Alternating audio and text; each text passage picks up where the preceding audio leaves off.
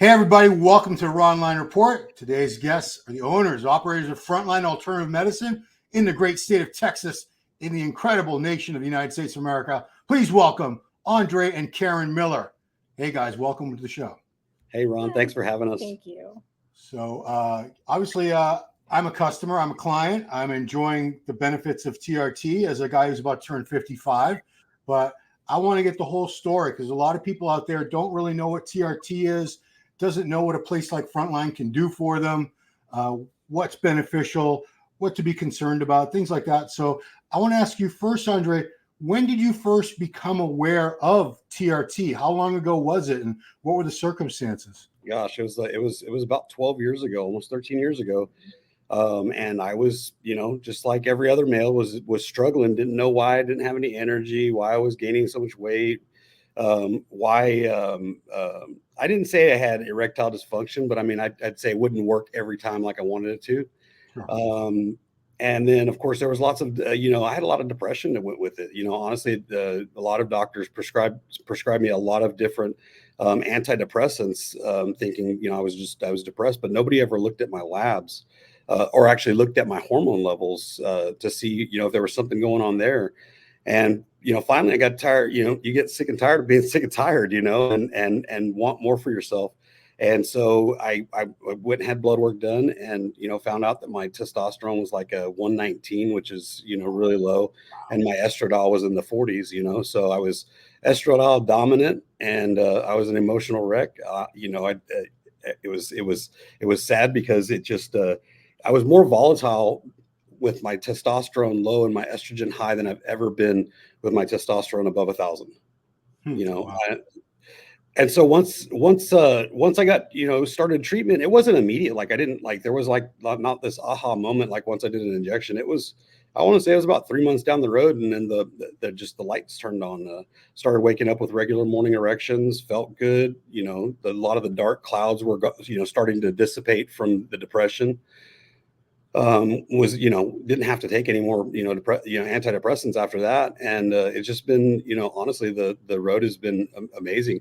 The biggest thing for me also was, I never understood why I didn't have drive, ambition like my peers did growing up.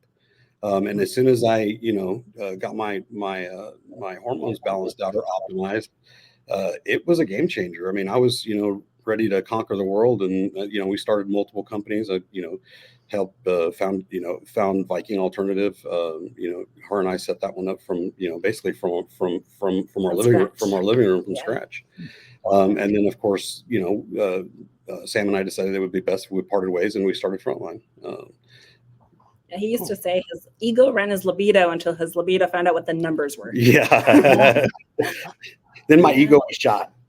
Yeah. I mean, Karen, you've been with him a very long time. Did you notice a big change in him once his hormone levels were optimized? That's what got me interested, was seeing him go through all the changes. Because I mean, I'm a nurse too, and seeing him when he first said, "Okay, I'm going to start testosterone therapy." I was like, "Why would you want to do steroids? Why do you want to do steroids?" I don't understand. And then I saw the differences, though. He goes, "I'm just replacing what I'm missing, just like a diabetic needs insulin." And so I saw the changes go from just enough energy for one job, where he basically would come home and sit on the couch and not have enough energy for the rest of the family, to having more than enough energy to do drive, motivation, ambition, and start I think 5 different companies now. Wow. It's just huge changes in every way. And then I started my TRT journey myself. Oh, wow. Okay. We're going to talk about that a little bit later. So Andre, 12 years ago, the landscape was very different. There weren't a lot of clinics around yet. How did you do this? Through your primary physician? Yeah. So that's kind of the way it worked. I had to hunt really hard to find. This is at the break. I mean, like at the beginning, I would say the beginning of the TRT revolution as far as the timing went. So I was being treated by a walk-in clinic, and I started with them and was on them with them for about a year, and then I called to get a refill. And got a message saying that the clinic had been shut down, and for me to find care elsewhere. He had been indicted on some 150 some odd different charges for over medicating. But he was a really good doctor, but he also dealt with a really big psych community. and he was actually kept all these people from hurting people. You know, they had to be sedated because they were violent, and but long story short, he got shut down. So that was when I started looking online, and I found a couple of groups, to ask questions. Wasn't a whole lot of, too much information out there. So I actually found a company called, back in the day it was called Entourage Medical. And I saw them operating in a basically a group on Facebook. And so I started watching what they were doing, and I kept seeing the missing opportunities. And this was after I was, balanced and optimized. And so I needed to find treatment elsewhere. So I called them, set up the consultation, did the whole thing, over the phone. Was kind of leery about it. Was waited about 2 to 3 weeks before my medicine showed up. So I was nervous about that. And then, when you're running a startup, sometimes you don't have the capacity to provide customer care like you would like to. So that's been like our main focus since we started, was making sure that we have the best the best customer service that we have available at our hands. Also, let me interject too, like during that period of where he was cut off to when he finally started, I was like, honey, please, you need to find something. Oh yeah. Because there's a huge change in him again. Yeah. How did you go from being a customer, a patient, to deciding I want to put one of these clinics together myself? It was when I was doing the marketing for the said company, and we probably want to, anyway, block that out. Anyway, so I started doing this marketing and started gathering as much data and information that I could soak up as far as symptoms, things that that you could watch out for, things to be mindful of, and then also practical practice on myself, finding out what worked and what didn't work. And once all these things started to line up, like I felt so amazing that I couldn't keep my mouth shut about it. I wanted to tell more people about it. And so, started navigating through some of these groups in social media and help, other guys get directed to treatment. And, took a clinic that had like 250 patients to having over 2,000 patients in less than a year. Wow. And that's just because I got a big mouth, and I have a genuine love for helping people. Like, honestly, like at the end of the day, like to me, the money doesn't mean anything. The real deal is being able to help people. We love everything from helping people have babies, to restoring relationships, to helping competitors to do things safely, on stage, to make sure that they're not doing anything to wreck their liver and kidneys. To veterans. And then also, our biggest, my heart is with our first responders. That's why we're called Frontline. We focus on treating the guys that serve us, and that'd be law enforcement. We work with a number of different branches of, we've got some FBI, we've got some CIA's, got some lots of Border Patrol, lots of Texas Department of Transportation, lots of LA. We had a lot of LA, a lot of different police, a lot of different law enforcement organizations. And the thing about it is that they go through things day in and day out that not even your everyday average person has to go through. And so they're under an exorbitant amount of stress. And we always see their numbers, like right around, in the 200s for the most part. And they may have not had any kind of head injury or anything like that. But the amount of stress and then the shift work, plays a big role in that. So, from when you got a guy that's out there risking his life day in and day out, you want to do whatever you can to protect them. And then the same thing with our veterans. We started our Frontline Hero Foundation about 3 years after we had instituted a program called the Frontline Hero Program, which was, my staff was instructed that if a veteran or first responder reached out to us and were in need of treatment, but were in financial crisis, that they were instructed to take care of the patient, to make sure that they get the treatment that they need. And it wasn't, it wasn't intended to be a long-term program. It was intended to be like a 12-month, get you back on your feet, get you to feeling better, helping you to be, get back to being a productive member of society if that was part of the struggle. A lot of guys come back from deployment and have had TBI or things like that, sometimes just need a hand up, not a hand out, you know? Right on. So, I mean, it seems like a very daunting task to put any kind of clinic together. And this is something that, you know, it's fairly new compared to other types of clinics historically. What were the biggest challenges when you were putting this company together? Well, the biggest challenge is finding medical staff that, you know, sees the vision and wants to ride the vision, not go ride, you know, start their own. One of the things that we run into, you know, with multiple practitioners is that, you know, they either decide that they're better off on their own, which is fine. I'm all about it. There's plenty of room for everybody out here. But finding a great medical director, like I've you know, found with Manuel Del Rio and with Dr. Glassinger, is that they see the vision, they see the potential, and their sights are on making, you know, Frontline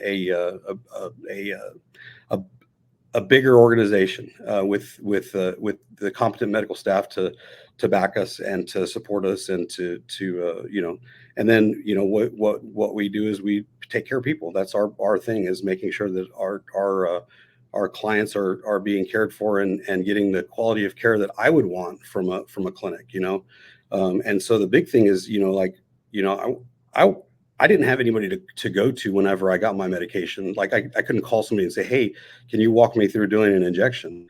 And that's been the biggest thing is, you know, helping guys learn how to administer at home safely without, you know, injury. And Or then infection. and then just walking them through, you know, just, you know, literally holding their hand to get them to do the first couple of shots. Cause a lot of guys are afraid of needles and nobody knows, you know, how to administer injectable, you know, medications on their own. You know, you have to have somebody to guide you through it. And some people aren't afraid of needles and can do it. Some guys are deathly afraid of them. So we look for alternatives and, you know, maybe switch them over to an insulin syringe instead of a big IM syringe, you know, having them do smaller, more frequent injections rather than taking it in the butt. Yeah, we're looking at that right now. Yes, yes, sir. Yes, sir. And Nurse Karen here is telling you what, stay away from sciatic nerve. I mean, these are important things. It's Oh yeah. I've heard horror stories from guys who just didn't know any better. It's not their fault. Yeah. But they put it right in their sciatic nerve, and I can't even imagine that kind of pain. But yeah. It's crazy how many guys I talked to just over the years, guys who want to use gear, and they said, well, I don't want to use needles. I said, okay, so you're going to take pills and destroy your liver. But you know, injection technique, that's something. A lot of guys who are on TRT, they get their butt to a doctor's office every week. They have to drive out just to get an injection because they can't do it themselves or won't do it themselves. Yeah. No. Yeah. I mean, we've given, you know, local guys, you know, in our area, the opportunity to come into the clinic and walk them through it and show them how to, you know, to, whether it comes from, you know, mixing any of their peptides or their backwater to, you know, literally doing, you know, walking them through the injection, you know, holding their hand, making sure that they feel confident and getting it. I mean, honestly, once the confidence is there, I mean, we don't hear from them again. They're off to the races and taking care of themselves. And, you know, it's funny is I've always publicly given out my phone number and told people to call me if they've got any problems, questions, or concerns. But over the years, I mean, I've gotten so much respect from people that they don't even call me. Like they'll call the office and do everything through the office. Where, you know, back in the day, you know, to get, you know, calls at 3 and 4 in the morning, Frank Trigg, was not uncommon. So, wow. Yeah. That's dedication. So, well, that's, I mean, honestly, that you know, the when you take care of people, you don't have to worry about the money because the money will come. Yeah. You know, but I'm curious, who is your average customer? Is it guys who have used steroids and now they have the shutdown, hypogonadism? Is it guys who are just older and their test levels have declined? Is there an average, or is there just our average is your first responder, law enforcement, veteran that served and maybe, you know, ran into some injuries, but really just your everyday hardworking American. I mean, that's your lifeblood of our economy is you know, your oil field worker, your lineman, your mechanic, your truck drivers, our medical personnel. Yeah. I mean, we treat, you know, doctors can't write their own scripts. So, you know, I'm blessed to have, you know, doctors that we work with directly that we take care of, you know. And then also just, you know, our client base is so diverse. It's anywhere from, like I said, I mean, just the everyday average American to the CEO in a big organization that's just trying to save some money. At the end of the day, our goal is to be cost effective, but also provide the best quality of care we can, right? Because we are treating the first responder, we are treating the everyday average American that just wants to feel like a rock star and get the same kind of treatment at an affordable price. Yeah, these clinics like yours have been exploding all over the country in the last 10 years, because I think my generation in particular, I'll say our generation, you're almost my age. Yeah. We're probably one of the first to realize that what was considered aging, the aging process, which we were just supposed to accept and deal with getting smaller and weaker and having less energy and sexual performance, everything just declining, mental acuity. We realize now that there are ways to combat that, to live longer, more productive, just a better quality of life for much longer. And has the medical community at large sort of caught up with that, or are you guys still at odds? They're still at odds. I mean, think this is a necessary thing. Well, people, a lot of practitioners, or older practitioners, still feel like it's part of the aging process that's supposed to happen, versus let's get the best out of you for the next 20 years. I would rather have another 40 years of a great life than subpar, declining health, having to take more. We don't. I mean, there's no other. I mean, everything we take is by choice. They're all supplements or something to help optimize us. Mm-hmm. And we're optimizing our any of the vitamin levels that we need, just like we would our testosterone. So if we're deficient somewhere, we're gonna maximize it, right? The idea also is that as we get older, that's our largest muscle next to our. I mean, our largest organ next to our skin. And that's where older patients or older clients start running into decline, is because their muscle mass is gone, and that's when they start end up having falls at the house, and then you end up in PT and rehab and all of those things. Where if we can keep people's skeletons strong, hopefully they'll take care of other parts of their body. Which is, we were just talking about that, is that it's amazing to see guys that are morbidly, or women that are morbidly obese, to changing this to this new style of life, and making not only better changes for what they're putting in the body chemically, but also changing the way they eat, changing their workout patterns and their lifestyles. It's Frontline I've always said it's a lifestyle brand. That's what we are. And the hormone optimization is definitely something that is going to be more and more pronounced, because of all the different things that are in our foods that are low. I mean, we've seen guys, in their early 20s with testosterone of 250 that have never touched anabolic in their life. Wow. Yeah, our mutual friend Dr. George Souliatos is constantly posting things. He just posted this within the last hour. Mm-hmm. More studies come out. There are these misconceptions that putting testosterone in your body, even when it's necessary and you're deficient, is somehow going to harm you. And it's being proven over and over again in actual university studies and medical journals. Quite the opposite. Low testosterone levels linked to shorter lifespan. Of course, one of the things when the misnomers with COVID was they basically said that if you had a high testosterone, that you were going to be more likely of a comorbidity with COVID. And we didn't have a single fatality in the entire COVID pandemic. Yeah, out of over 7,000 patients. Exactly. Wow. Yeah. Wow. Not a single one. Yeah, I mean, we had guys that got intubated. We got guys that had it multiple times, but I cannot think of one single patient that we lost over during that period. Amazing. It's definitely it was definitely amazing, and then also putting other things in place to be able to treat to help with those treatments, as far as like ivermectin or whatever, because there's very few doctors that will do that too. And we had a practitioner that was versed in it and wanted to make sure that people got better instead of gotten worse. Yeah, I mean that's one thing I also want to touch on is you don't just prescribe testosterone. There are other things, peptides and other agents, whatever that you have in your arsenal toolbox, whatever you want to call it. Yeah. I'm on glutathione right now because I did a blood work and my liver, my liver levels were a little bit high, and I've been taking the glutathione. I'm very curious to see how much that helps. But people just have this misconception that TRT clinics just give out testosterone. What are some of the other things that you guys use in your arsenal to improve health? I mean, honestly, anything that's available, as long as it's something that doesn't have to be continuously monitored. One of the big things, thyroid medications are a little bit more difficult because we don't want to cook anybody's thyroid, right? So we try to be very open with it, but also cautious. We're not going to do T3, T4 for an athlete if their numbers don't require it, right? So if the numbers aren't there, we're going to probably lean on the side of something that is more organic or something over the counter. Like for our cholesterol and for our triglycerides and HDL. I mean, we're using over the counter stuff. We're using lecithin. We're using no flush niacin for triglycerides. And when I've had multiple practitioners that I worked with, none of them ever said that. And Dr. Glassinger was one of the first ones that recommended it. And I went from my triglycerides being like at 400 to being at like 180 with you just using the no flush niacin. And that was within a short period of time too. Yeah, it was like in no time. And then also cleaning up, changing the things that I ate.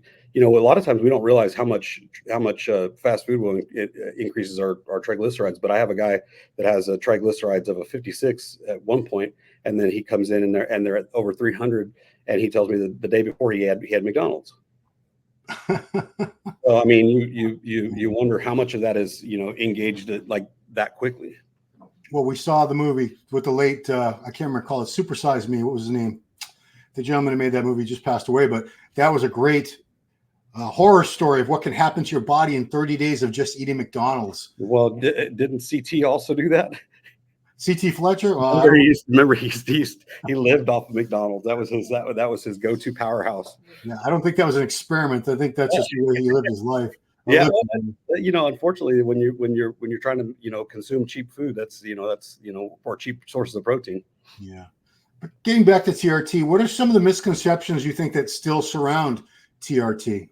Well, for women, I can tell you that usually you're just told it's just that time of life. You just have to go through your change, but instead, there's ways to help to adjust that so it doesn't have to be so painful, so hard on us. Yeah, you fast track it. Yeah.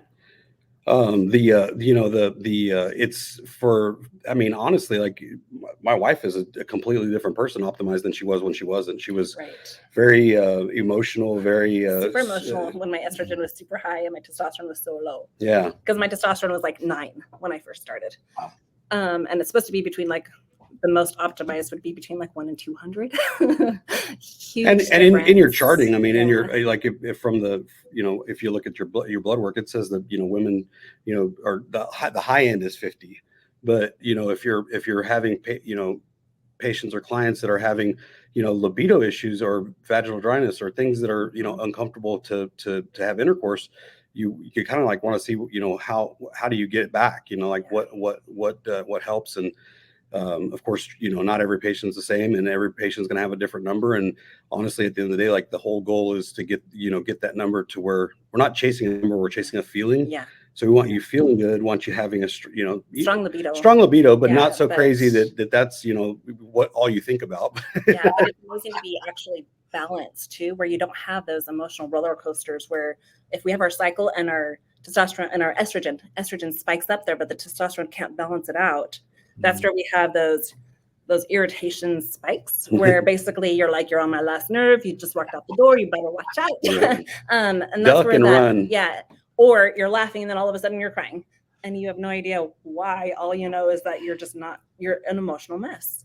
But when your testosterone is there to balance you out, there is hope. You can actually be level-headed all the time. It doesn't have to be so crazy where before I was like, I'm sorry, I can't think straight for these 2 weeks. It's all yours, honey. And then I'd be back again, where now I don't have to worry about any of that. It's a huge difference in every way. Yeah, Karen, you're talking about my wife. She's going through menopause right now, and everything you said was just like deja vu. Well, the other part is too being exhausted all the time in the middle of the day, where you just want to go take a nap, and no caffeine can touch it for you, and it fixes that for you too, especially when you're getting older so, and your testosterone drops. Karen, I want to ask you. There's obviously we know there's still a stigma attached to hormone replacement TRT for men, I would imagine it's even worse still for women because women are supposed to just get old and you're not supposed to have a sex drive anymore. And you're supposed to be tired and sit in a rocking chair. Working with the women patients, do you find that they run into more challenges in getting to the point where they realize this is going to be something that can help me? Well, we have the same stigma a lot of the times where testosterone's for guys, not for girls. So we don't need it. That's a guy hormone. But it really does affect our everything too. We just need less. That's it. And it's a huge change. It's the same, and it's the same thing that the first fear is masculine features. I'm gonna grow hair all over my body, all those things. Well, honestly, if you're experiencing some of those, of course, laser hair is an option. There's other options for removing hair also. Right. And the big thing is that if you feel good and everything else is working, are those side effects worth dealing with? Right. I mean, you have to decide, do I want to feel great and, have my libido, have your libido straight. And then just go shave it off or feel miserable, basically exhausted all the time. Yeah. Because that's just what I'm supposed to be doing in my old age. See, this is where I think I'm glad that your clinic works with both males and females, because I could see a huge problem if there's a couple in their 40s, 50s, 60s, whatever age, where the guy gets on TRT and he's feeling his libido's back, his performance is back, but hers it's in the gutter. Yeah, where's the recipe for disaster? It seems like. Well, we have this conversation all the time. We tell guys, hey, if your wife is close, get her on the phone. Get her on the call too. That way, if there's things that she's going to need to know about you to be mindful of, and there's things that we're going to help with her. I mean, or first just telling her some of the success stories that we run into. We always say to husband and wives both, it's best if both are optimized, because then neither one is sexually dominant. Well, because you're chasing each other instead. Yeah. And it's so much more fun. You can flirt together. It brings it all back together, like when you were first dating almost. Oh yeah. Well, I mean, we've been on a honeymoon for 13 years now. That's a good one. That's a long honeymoon. Oh, it is. It's been. I mean, knowing all these things and then putting them into practice in our relationship is huge. I don't look for anybody else. I don't look at any. Of course, we'll glance at people when we're at shows and things like that. But I mean, we're like you. I mean, I love I love you and your wife's relationship. That's that's freaking amazing. And we enjoy the training together and flirting together, and that's something that we really enjoy. Of course, I cannot train her, but I can try to give her pointers here and there. But it's best if she has her own coach. I'm curious. I know a man's testosterone during a TRT course can range from typically like anywhere as low as 100 to high as 250. What would a woman balancing her hormones? What's like a weekly test dose for a woman? We only need like 15 to 20 milligrams roughly. Wow. Yeah. That's per week. And that's on 20 would be on the heavier side. There's a lot of, I would say there's some competitive athletes that run more than that. But I mean, our typical, female bikini, or just female that just, we're, wanting to optimize to help with, weight loss and just overall, well-being. It's typically right around 15 or 20, and we're typically splitting those dosages up. We tried, we definitely tried different protocols for each female, because every female is different, just like a man. One female may be great on one shot a week, and another female, maybe feel better if we're doing 3. It just depended also on the ester. So sometimes, a lot of times we prefer using propionate because it's faster acting, and they have less. If they do have negative side effects, they're shorter term, right? But a lot of the pharmacies, because a lot of the other clinics are just doing cypionate for females, a lot of them stop, don't really even make a 50 milligram or a 25 milligram propionate anymore. It's a lot of injections too. I could see why that would be it can kind of, for it. And the thing about it is, for most of them, we're using insulin syringes anyway. We want the aromatization. So the sub-Q route will help with aromatization, so that we're not having to add estradiol unless it's needed. But I like it in my shoulder anyway. Yeah. And that's another thing is, a lot of clinics will just sort of give out a blanket aromatase inhibitor without even seeing where your estrogen levels are at. you guys make us patients do the blood work to see where everything's at to justify it. But how do you know when estrogen levels need to be managed? Is it a feeling? Is it is it a value on the blood work, or is it a combination? It's really, I mean, honestly, what we're typically watching out for is increased irritability, declined libido, and then also, I always tell my guys, if your morning erections start getting soft, it usually means your estradiol is creeping up behind you. Okay. And typically, the majority of them, if they call and say, "Hey, my junk's not working," or my erections aren't very firm in the morning, we'll have them take 0.5 one day, and if the morning erections don't come back, they'll take it another day, and depending on how high it is, it may take half a milligram 3 or 4 days in a row, but usually on the third or fourth day they call and say, "Yeah, they're back," and then we're good. And so, and keep in mind, the whole concept of the AI only, or the AI not being needed because the body does self-regulate. It does. We see it in guys. I'm not gonna, ever try to argue that point, because we see it with our patients that have been with us for between 3 and 5 years. When they were taking, like, let's say 1 milligram for every 200 milligrams of testosterone starting, and now they're taking maybe a quarter once a month, because their body did regulate, like, a lot of the guys that don't agree with AIs, just like they said it would. It just, they don't have to go through that discomfort for 3 to 5 years while they're waiting for their body to adjust. Not that it wouldn't do it without it, but we give guys the option. They don't have to take it. If their estradiol is within good ranges, we want them to take medication that agrees with their bodies and not one that disagrees with their bodies. And so if it makes them feel like crap, then we don't want them taking it. But if a guy says, "Hey, I'm starting to feel anxious, or I feel some anxiety," and they can take an AI and the anxiety goes away, then we try to do it literally as minimal as possible. Like, honestly, like, if a guy can get away without taking it, we don't recommend it. So if their estradiol levels are staying under 80, and their libido's on fire, everything's working, they're not agitated, then we'll leave it at we'll go with that. I mean, we're constantly adapting their protocols based off of the length of time they've been on services, right? For the most part, though, I mean, as far as dosages go, typically 200 milligrams of testosterone and 25 units of HCG twice a week typically keeps their numbers pretty elevated. I mean, they're it's borderline super physiological. We just do have to make sure that we like to get labs in the trough when they're 7 days without a shot, so that we can kind of see how fast their body's chewing up testosterone. It's highly recommended by our medical director, because then we can determine if they need more frequent shots or if they're good at the 0.5 twice a week. So if they've waited 7 days for a shot and their levels come back at 750, then we know that they're right on point. But if they come back at 300, then we're looking at they may need daily injections. Yeah, that's where you corrected me, because I just had blood work done. It was a fourth day. I had a shot 4 days before. So the numbers weren't where they would truly be in a trough state. I'm just impatient, but I'll wait next time, Andre. I promise. Hey, honestly, at the end of the day, I tell guys all the time, if we ever get new practitioners on board that are sensitive to high numbers, I just don't want people's doses getting cut back and then feeling like crap. The whole thing is we want them to feel good and to have strong libido and to be able to perform at home and at work at a better rate.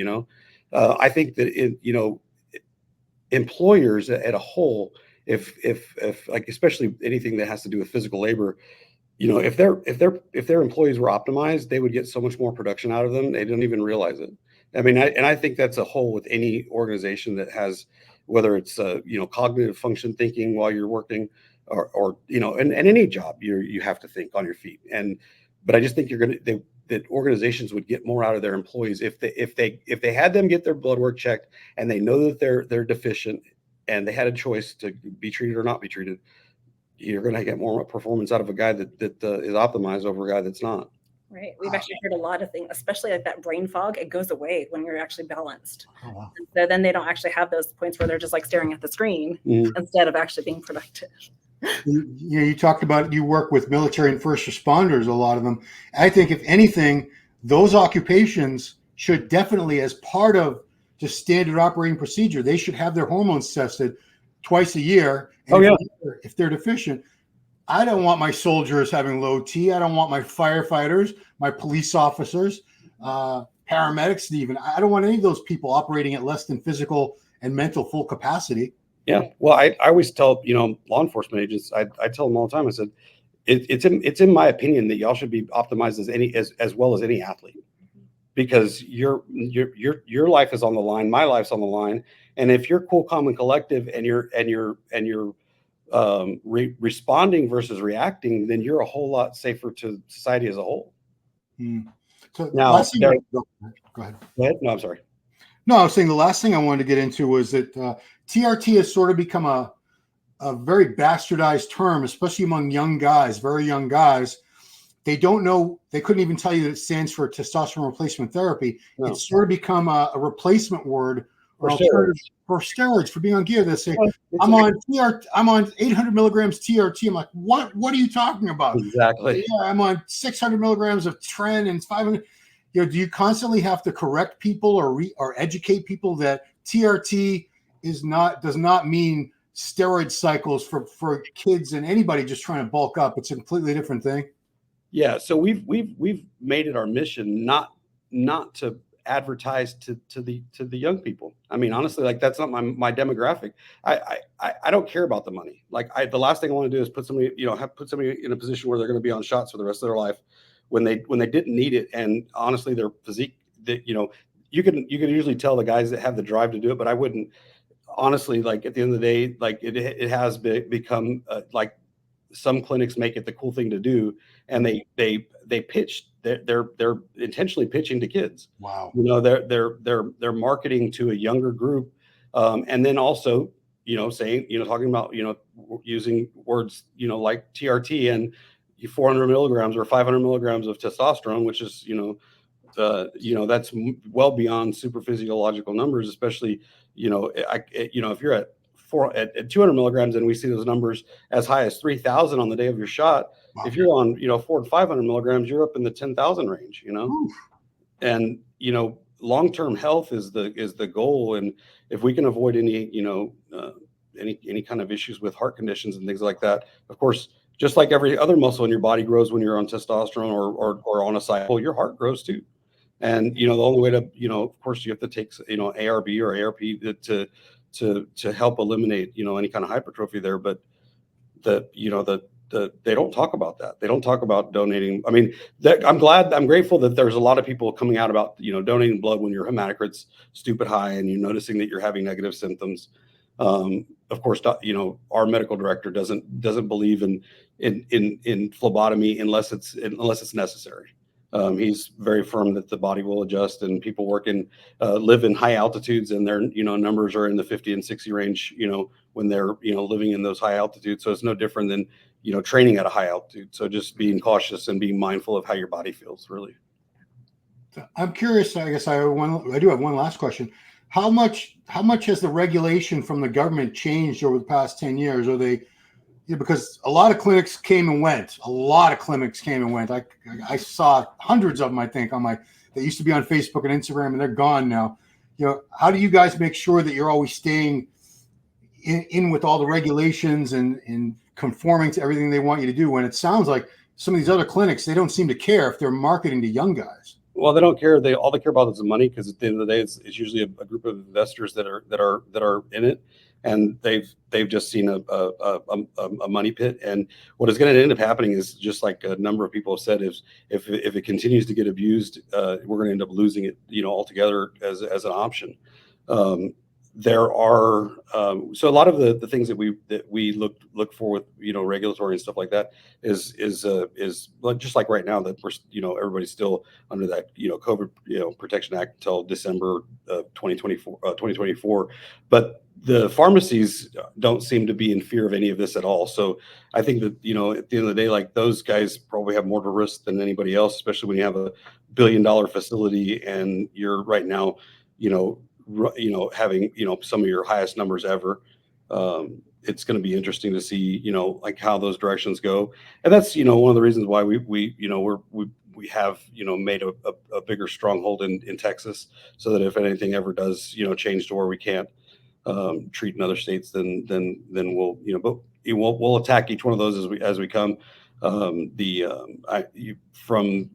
From the pharmacy standpoint, there's really nothing, from we just started working with or picked up a new pharmacy, and lots of good information as far as, those things go. So we're excited moving forward. I think a lot of clinics try to push the envelope and they get shut down. And I'm not doing anything to jeopardize the not only the business or for money, but the ability to be able to continue to provide quality care. Right. If I say, well, we're going to go off in this gray area and we're going to start using mint, instead of trend, but we're going to call it trend, which I've seen it happen before. And it's a castration medication. And their kids are taking it thinking, oh, I don't want to have kids anyway. Oh, that's horrible. It is. And then, just watching making sure that the dosages aren't super physiological or huge. Also, that's, one other reason why we want, labs in a trough, so that, honestly, if anybody audited us, they'd be like, okay, all these guys are, between, I would say between 7 and 1200, and that's kind of like where TRT should be. That's where, you're supposed to be, optimized, but not super physiological. Right. We also have our medical director who also makes sure that everything is safe for everything. Yeah, he's really big on not he's like, we've talked about, different dosages, and he understands, the cool thing is that he's like, okay, so if you've got a guy that's 6'5" and 500 pounds, 200 milligrams of testosterone, his body's just not going to respond to it. So I like the idea that he's open to those concepts, and there are special cases where a dosage is a larger dosage is required to get the achieved numbers, right? So as long as we're not exceeding those numbers, and the patient is healthy and safe, and they're not having to donate blood every freaking week because their blood's so thick because they've got so much oil in there. Yeah, I'm glad you made that point, because I've been blasted by people who say anything over 100 milligrams a week isn't TRT. I said, how do you know? It's all individual as to how your body metabolizes it. And yeah, but I mean, 100 milligrams might be great for one guy. It might be very woefully insufficient for another guy. So at the end of the day, like, it's the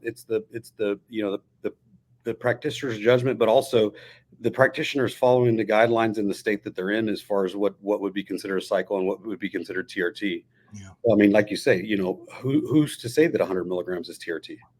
I mean, who's to say that, honestly, at the end of the day, like, as well as I know, that no matter how much testosterone you put in your body, if you're not freaking eating right and doing the work, you're not going to grow. There's not going to be, you're not going to have the negative side effect of extra muscle, I mean, all you have to do is, if you follow, there's a lot of young influencers now on Instagram.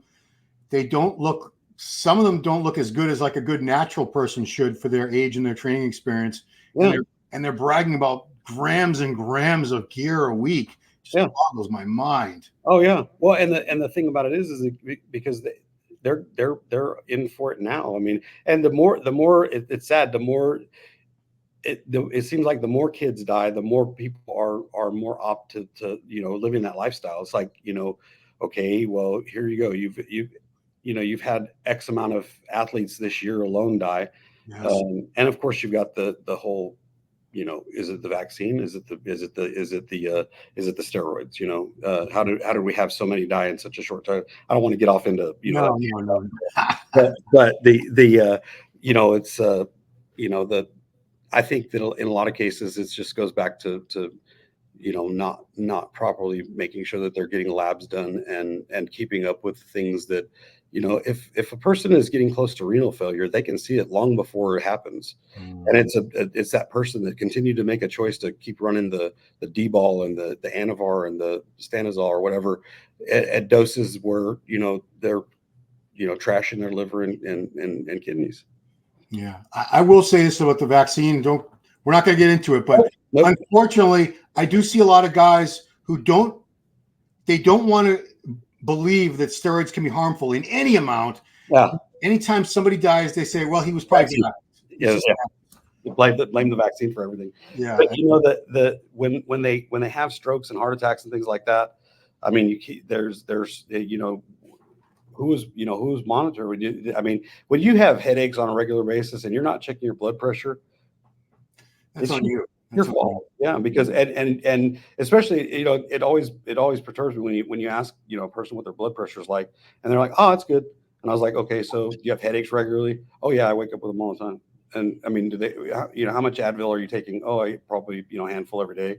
And you're asking all these questions, and they're like, okay, so when you bend over to tie your shoes, do you feel like you're going to pass out? You know, those, you know, and some guys will be honest with you, and some guys will, you know, they don't want you to know the truth because they don't want you, you know, to decline services because I mean, and then, you know, we can see that typically if their cholesterols are all jacked up, the blood pressure is usually jacked up too. So not necessarily that happens with every person, but I mean, we always recommend, you know, patients have a blood pressure cuff. You know, actually something we should probably, you know, issue as part of our treatment is so that they can, you know, have those numbers, you know, regularly on a regular basis, because sometimes when your hematocrit gets high, your blood pressure goes up too.